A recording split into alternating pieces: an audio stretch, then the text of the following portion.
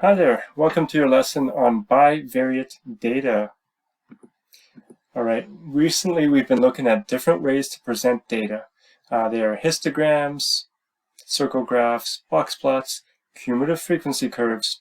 However, those are all ways to represent a univariate data set. In other words, a data set that is only for one variable, where we're only representing one thing. But what happens when we have data sets that are bivariate? So let's take us back to the beginning of the unit where we looked at univariate versus bivariate data. Here's a example of a univariate data set. I think in the beginning I said these numbers could represent the ages of people in a room, let's say. So we can see there's all the way from a 4-year-old to a 36-year-old. That is a univariate data set. It's the ages of all the people. It's just one variable, the age, and we can represent that on a box plot, or we can represent that on a histogram, cumulative frequency curve, whatever we want, right? That's univariate data. But what happens when we have bivariate data? For example, here we have grades for students. We have their classwork grade and their final exam grades. So now we have two variables of data, classwork and exam data, for the same group of people. That is bivariate data. How do we represent that? Well, we can graph it. Okay, so that's where we're at now, graphing bivariate data. And then in that case, we need two axes here, and we graph one variable versus the other one like this. All right, so bivariate data has two variables. Univariate data has only one variable. And with bivariate data, you have data on two different variables collected from the same individuals that you want to compare to see whether there is any correlation between the two variables. So that's what we do with bivariate data. We plot it as a scatter plot, and then we look for the strength of relationship between that variable and this one, using what's called correlation. All right, so correlation is the idea of finding a relationship between two things, right? Correlation means a relationship between two things. So here's a question. Is there a relationship between time spent practicing and basketball games won? So if you practice more, can your team win more? Probably. The more you practice, the more you win. There's our relationship. One goes up, the other goes up, hopefully. All right, here's another question. Oh, in that case, that would be a positive correlation where the dependent variable increases as the independent increases, right? So here's more practice, more games won. So as you go further here, you can see as one goes up, the other goes up. Positive correlation. Here's another question. Is there a relationship between miles driven and gas in your tank? Well, definitely, right? The more miles you drive, the less gas there is in your tank. All right, this time one goes up, the other goes down. They don't both go up. That makes sense. This is a negative correlation, as the dependent variable decreases as the independent increases. So as you drive further, the gas in your tank goes down. That's a negative correlation. One goes up, the other goes down. All right, how about this one? Is there a relationship between size of TV and hours spent watching TV? Maybe, maybe not. I mean, some people with small TVs can watch a lot of TV. Some people with big TVs can watch a lot. The size of the TV might not matter. It's just how much the person wants to watch TV, I guess. So in this case, we could say no correlation. Here's average time spent watching TV in a week. Here's size of television. And you can see the points are all over the place. There isn't like a trend like there was in the other ones. No correlation. So when the points are scattered randomly across the diagram, there is no correlation. Okay, so correlations can also be described as strong, moderate, or weak.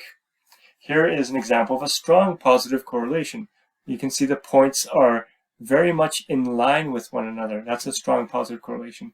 Here's a moderate positive, still positive. That means it is going up. One goes up, the other goes up, but they're more spread out. And finally, a weak positive. You can still see kind of a positive trend, but their points are even more spread out.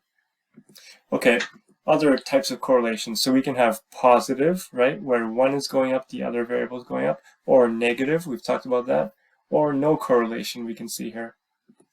Or we can say strong, moderate, or weak. We just talked about that. So here's strong, moderate, and weak correlation. Okay, so describe this correlation using the words positive or negative and strong, weak, or moderate. That looks like a strong positive correlation. How about this one? What do you think? This one looks like a moderate negative correlation. What about this one? Weak negative. It looks almost like no correlation, but I do see kind of a downward trend here. So I'm going to say weak negative correlation. How about this one here? That looks certainly like no correlation. How about this one here?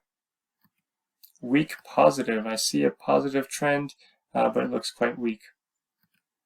All right, now we're going to try something different. Let's say a sentence that compares the independent variable to the dependent variable.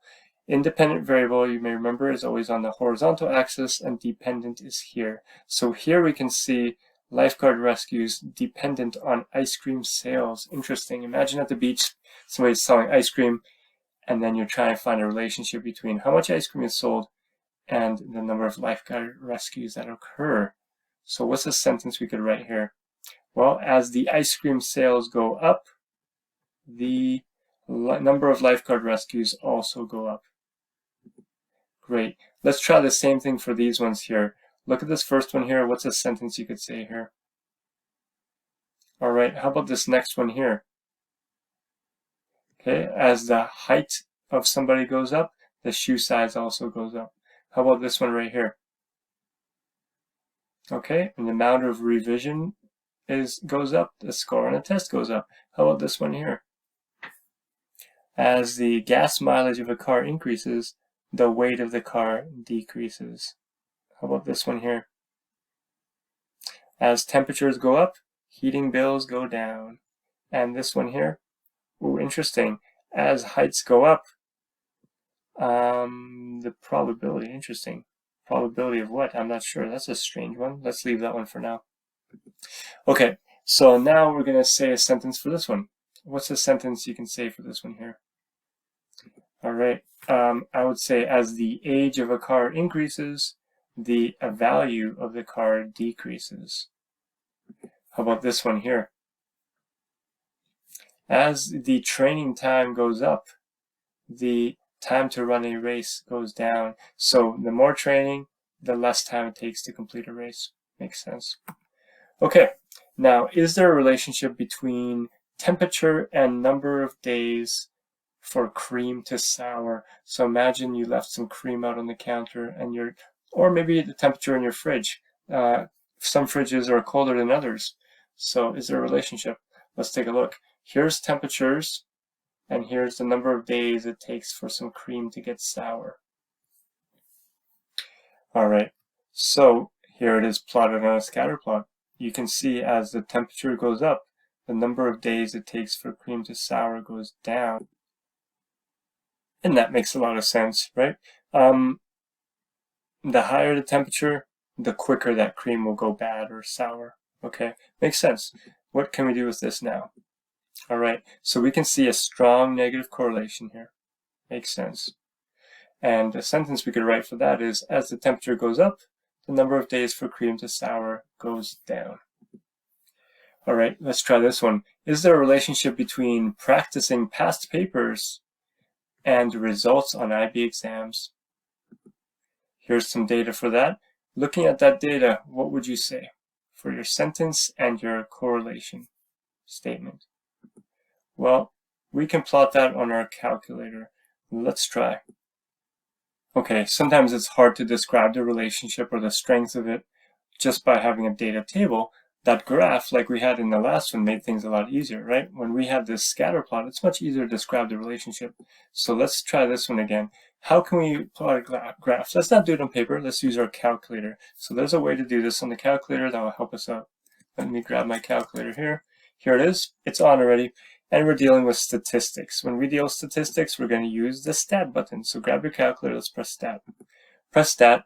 Number one, edit, allows you to enter data. So we're going to do that.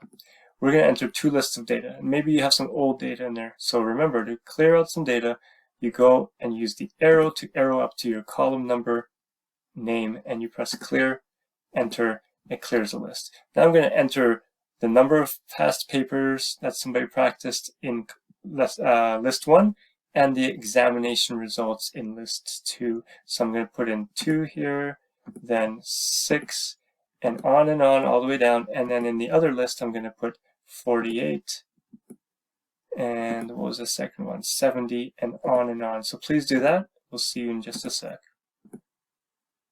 Okay, once you've entered your two lists, here's how you're going to graph a scatter plot. Normally we press the graph button to graph graphs, but this is not a graph or graph, and this is data that we want to plot.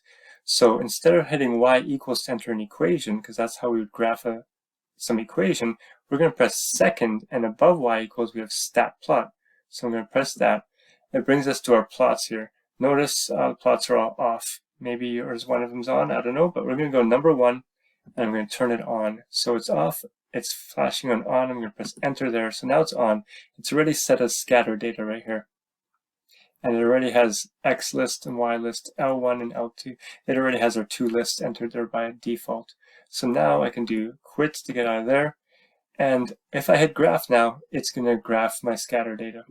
Okay, but I don't see it. It looks like I actually see some other lines. That means I must have had some lines in my Y equals menu where it's graphing those. So this graph, maybe yours is doing the same thing. Who knows what you had set here before?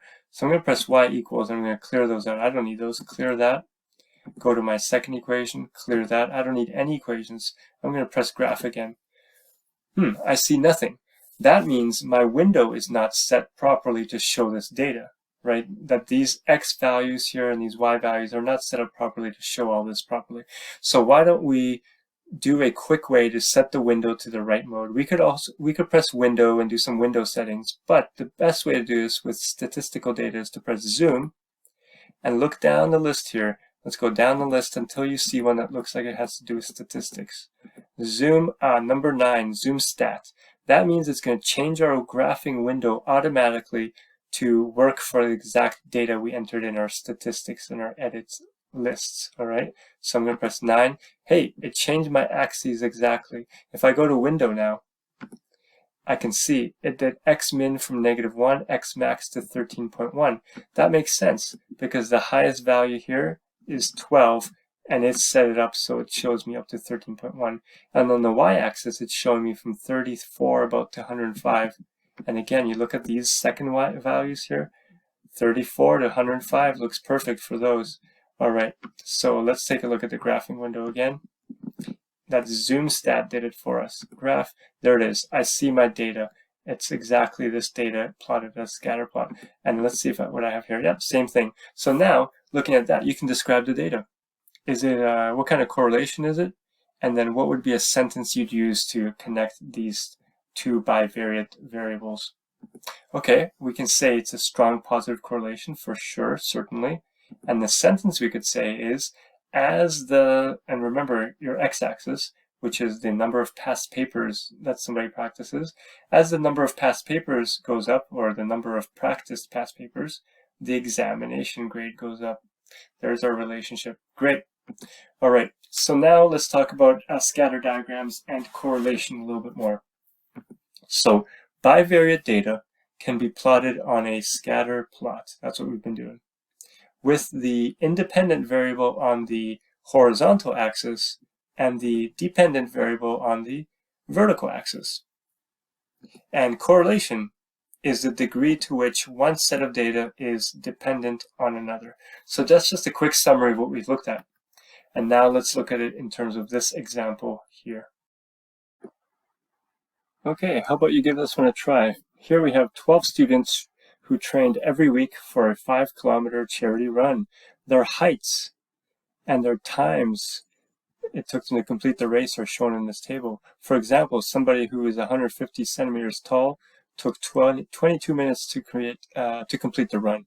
And somebody who's 163 centimeters took 18 minutes to complete the race. The goal here is to figure out, is there a relationship between height and time? You know, as somebody gets taller, did they have better times in their run, for example? So draw a scatter diagram. Use your calculator, just as we did for the last problem. Enter heights as list 1 data and times as your list 2 data, and then create a scatter plot, and then describe the scatter plot you see. Is there a correlation? Is it strong, weak, positive, negative? And then maybe create a sentence again to describe the relationship, And in general, are scatter diagrams useful? What are they useful for? Okay, let's check. You graphed it on your calculator. You should have something that looks like this. You can see as heights increase, the time it took to run decreased. And it's a pretty strong correlation there. It's a linear relationship. It's moderate. Oh, they said moderate. I would say strong, but moderate negative correlation. So as heights increase, the times to run decreased. Okay. And what are scatter diagrams useful for? Well, they're useful to represent bivariate data visually, and they allow interpretation and comparison of two data sets. So the diagram makes it easy for a good comparison, much easier than looking at the table of data. All right, now let's finish this topic with a quick discussion about correlation versus causation. Because sometimes just because we find a correlation doesn't mean that one variable causes the other. All right, just because there's correlation doesn't mean there's causation. Let's look at this example here. Here we have the percent of employees completing specialized training. So imagine in some company, these employees were being trained. And here on this axis, we have the cost per unit produced. So basically, imagine a factory where people are producing things and a bunch of people are making mistakes. So if a bunch of people are making mistakes, then it means it's going to be more costly to produce the units that the company is producing. But as people get trained, they become better at their job, they make fewer mistakes, and therefore the cost of production goes down. And that's what we see happening here.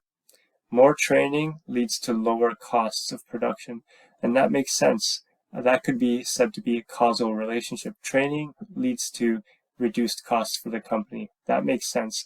That shows correlation and causation. But let's look at another example here. Does correlation really imply causation? Let's look at this one. This graph here is a different kind of graph, but we can see the red curve represents per capita cheese consumption. This is in the UK, I believe. All right, so how much cheese was consumed by people year by year? And then the black curve represents the number of people who died by becoming tangled in their bed sheets. And you can see that both kind of follow the same trend. As one goes up, the other goes up. There's almost the same dips in them as well. So does that mean we can jump to say, hey, these are correlated? One goes up, the other goes up, and they're very closely related. But does that mean that cheese consumption causes death by getting tangled in bed sheets? There's no way those are related. Or maybe they are, but we cannot assume they are just because they're correlated. Doesn't mean there's one causes the other. Let's look at another good example of this. Here, this graph shows fresh lemons imported to the USA from Mexico, okay, in tons. And here is the total US highway fatality rate. So you can see as there are more lemons imported to US from Mexico, there is a lower rate of traffic fatalities. Strongly correlated, because you can see they make almost a perfect relationship, linear relationship. But does that mean that more lemons imported to US means less traffic fatalities? That doesn't make sense. How could those be? How can lemon imports be a determining or causal factor in reducing highway fatalities? Impossible, right? Correlation, but not necessarily causation. All right, so with that in mind, the idea of correlation not necessarily implying causation, I want you to consider these. There are 5 situations here, A, B, C, D, E. Read each of those, and for each of those, or out of those 5, determine which ones do you think one variable actually has an influence on or causes the other. So in which of these 5 do you think there's a causal relationship? And then, in which examples do you think there's a moderate or strong correlation, but one does not cause the other? Okay, let's take a look. So A and D were the ones where there is some causal relationship for sure, where one causes the other. Okay, take a look at those two, that makes sense. And then in B and C, possibly it says, there could be strong correlation, but one does not necessarily cause the other, B and C, okay? And that leaves E kind of sitting on its own there. All right, something to think about. So finally, what is causation? Does correlation imply causation? Well, Causation, again, is when one event is the result of another. And does correlation imply causation? No. It may appear as if one event causes another, but you can never assume this. Correlation between two variables does not imply one variable causes the other. All right, and that's our final little piece looking at correlation and bivariate data. I'll finish off with this little joke here. If you find yourself laughing at this one, you definitely understand the difference between correlation and causation. Enjoy.